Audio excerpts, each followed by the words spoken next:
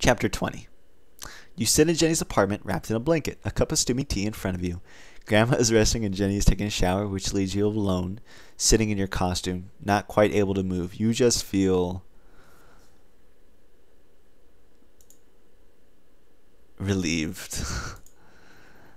It's all over. This terrible night is finally over, and you survived by the chin of the hairs of your chin. What happened tonight was surreal. Your life has been ripped to shreds. Prodigy tried to take everything from you. Your sidekick, your secret identity, your reputation, your privacy, Sonia, your accomplishments, your career, your chance at a legendary reveal. Let's see. She didn't take away your sidekick. She did take away your identity. She did take away your reputation. She did take away your privacy. She took away Sonia.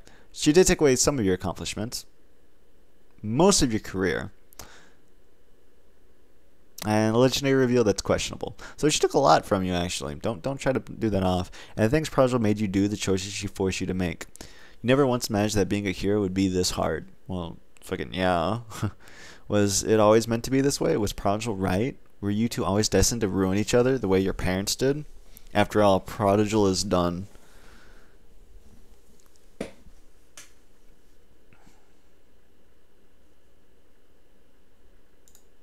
No. So what if you've been surrounded by lies? Now you know to look harder for the truth. At least you didn't allow Prodigy to turn you into a murderer. You found a way to stop her without compromising your standards. If you had done that, Prodigy truly would have won.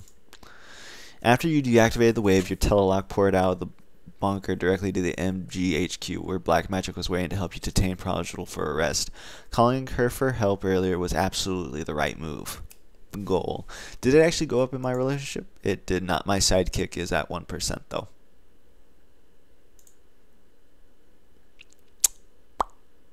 Well, once things were taken care of with Prodigy, you and Grandma decided to head to Jenny's apartment to group. How do you feel knowing that Prodigy is going to be in jail for a very long time?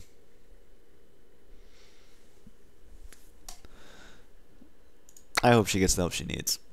You can only imagine how difficult Prodigy's childhood must have been without someone like Grandma to take care of you. You don't even want to go there.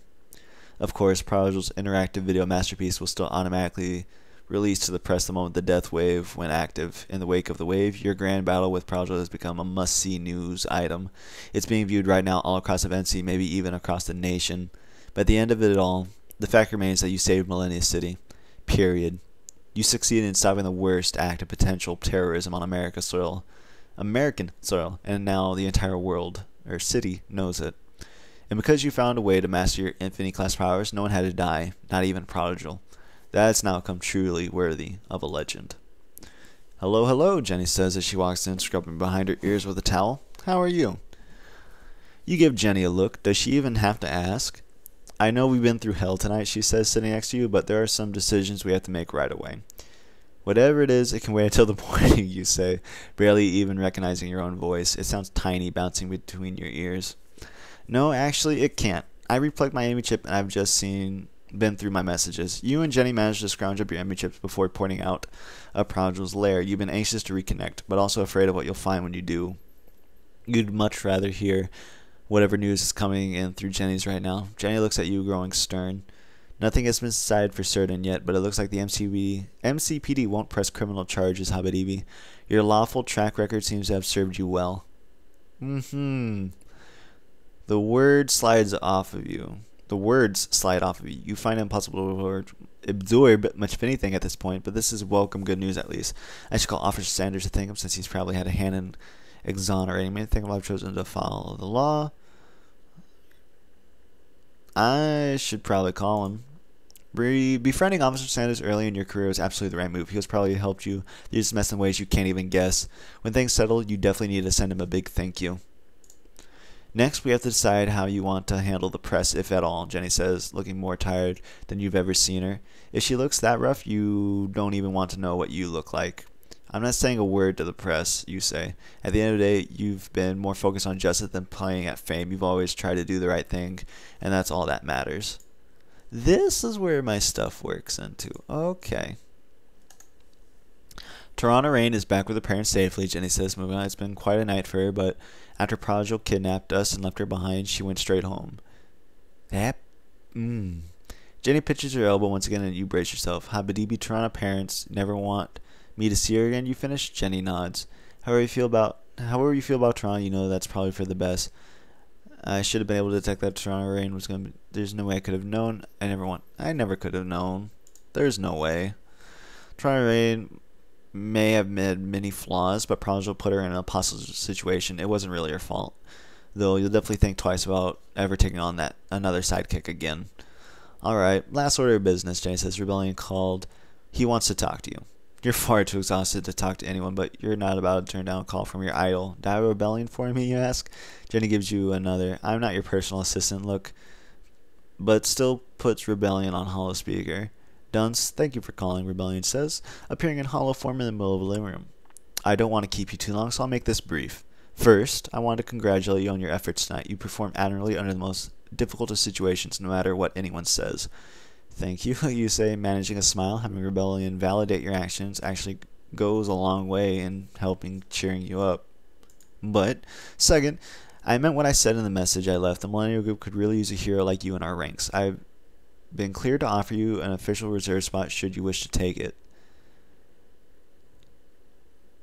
Your jaw drops. This is certainly not what you were expecting to hear, but you don't even need to process your answer. You've already made up your mind about during a power down. Okay. I'd be honored.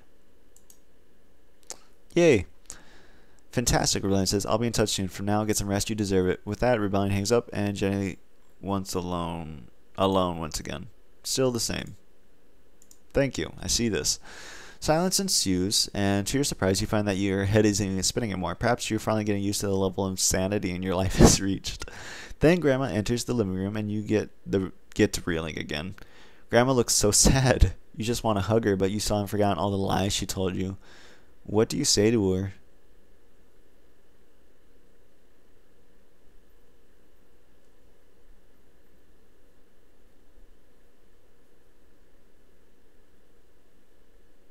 Should I joke with her?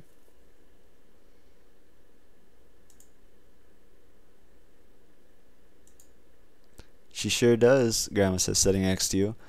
You thought mentioning plants might help cheer Grandma up, but it appears to only made her sadder. Damn it. Did it go down? It went up. I don't know why. Well, it's good you're up because I have some bad news, Jenny says. Your place is in the PFPP as Sterling's. It's pretty useless now that you've both been publicly outed by Prodigy. The PFPP is most certainly going to kick you out. So the hits just keep coming, huh? What is that going to mean for your life and you and Grandma? Everything is going to change now that everyone knows who you are. In every possible way, actually. You suppose this is just a first shift? Don't worry, there are already talks of launching a special program to offer you both protection. But even still, you're going to have to move. We can move to MGHQ for now. It'll be the safest place for us. We could do that. Grandma and Jenny both know that sounds like the best idea. Though you haven't had begun to think about how to resolve things with black magic, another silence ensues, and you know exactly what is on everyone's mind. What are you going to do to mention Jenny and Grandma being... Wait. When are you going to mention Jenny and Grandma's big Infinity-class powered lie? Are you going to talk to Grandma about the letter she forged?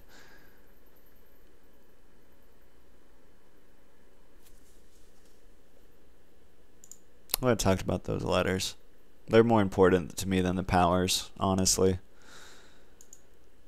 Listen to me, Habibie says, taking your hand. I want to clear the air about a few things. Anything I have ever done, I did because I thought it was for the best. It may have been the wrong to write your parents on your app, but I know someday you'll regret having stopped. I know you feel that your parents abandoned you, but they had no choice. But you abandoning them, that was your choice. And there's a difference, Habibie. A big difference. Okay, Grandma's words sink in as much as you don't want to hear them. You know she's right. That being said, if tonight has proven anything, it's that you've all grown up. You're not a child anymore, and I need to realize that. So I won't write another letter, I promise. This choice is up to you now. Thank you, Grandma, you say, feeling a bit better, but you're not quite finished. And my powers? You look from Grandma to Jenny, and they both sigh. This new level of power you have known as and seen anything like it before, Grandma starts. The experts always say it might be possible in powered legacy children, but we weren't sure. At least not until your power started flaring around technology, Jenny says, cutting in.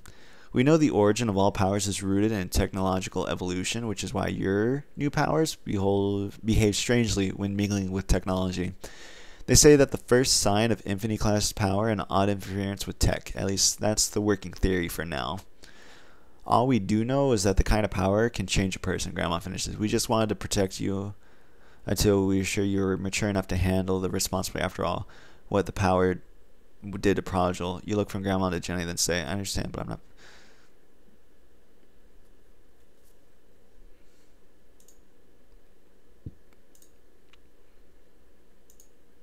Okay. Now, I wonder now, okay, because it's... Is black magic an infinite power then? Because, like, she has the power to do some ungodly shit. She's like, I can siphon life energy. It's like, hold up. Wait a second here. Wait a second. What? So I wonder now. I wonder. Grandma and Jenny stay silent, which means that they think you're right, but you're not quite finished. Listen, what's done is done. I think we need to start off with a clean slate right here and now. No matter what, there can't be any more secrets. We all need to trust each other. There's too much at stake now. We have to be honest with each other about everything. All right? Grandma and Jenny both nod, seeming impressed with your speech. All you can do is hope that they will continue to take you this seriously. Oh, and Grandma, you say, you're definitely getting an ME chip installed. You don't have a choice in the matter. Grandma opens her mouth to protest but catches herself and nods once again. I'm very proud of you, Habba-DB, Grandma says. You're a hero. Don't let anyone ever tell you differently. Jenny looks at you, reaffirming Grandma's thoughts. All you can think is, what would you have done without these two? For a moment, sitting here with Jenny and Grandma, you start to feel right again. And the final chapter, sitting in the morning sun. I'll see you then. Have a nice day.